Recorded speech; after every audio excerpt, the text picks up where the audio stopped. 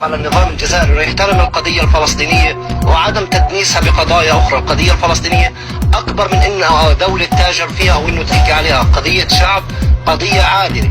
احنا بنآمن بالقضايا العادلة ومع دعم اي قضية عادلة كشعوب، كفلسطيني، كسوري، كاي شخص في العالم بندعم اي قضية عادلة. ولكن يعني حرام شرعا ان تربط القضية الفلسطينية بقضايا غير عادلة.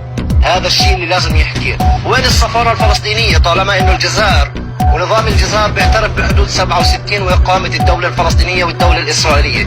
وين القنصلية الجزائرية في فلسطين؟ لماذا لا نرى قنصلية او سفارة جزائرية طالما ان الجزائر تعترف بحدود 67؟ لماذا الجزائر تتعامل مع الدول العربية المقطعة طالما ان القضية الفلسطينية بالنسبة للجزائر خط احمر؟ اذا الجزائر لا تتعامل مع القضية الفلسطينية كمبدأ. الجزائر تتعامل مع القضية الفلسطينية فقط من أجل تلميع نظامها.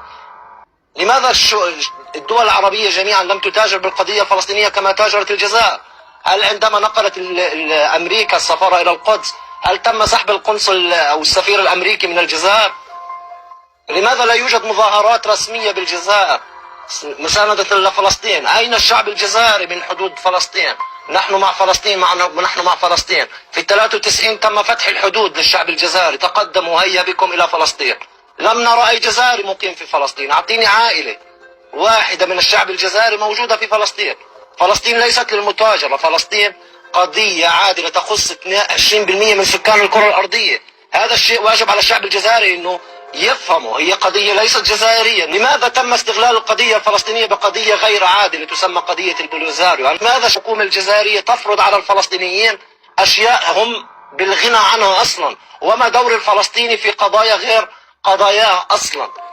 هذا الشيء اللي لازم الجزائريين يحترموه.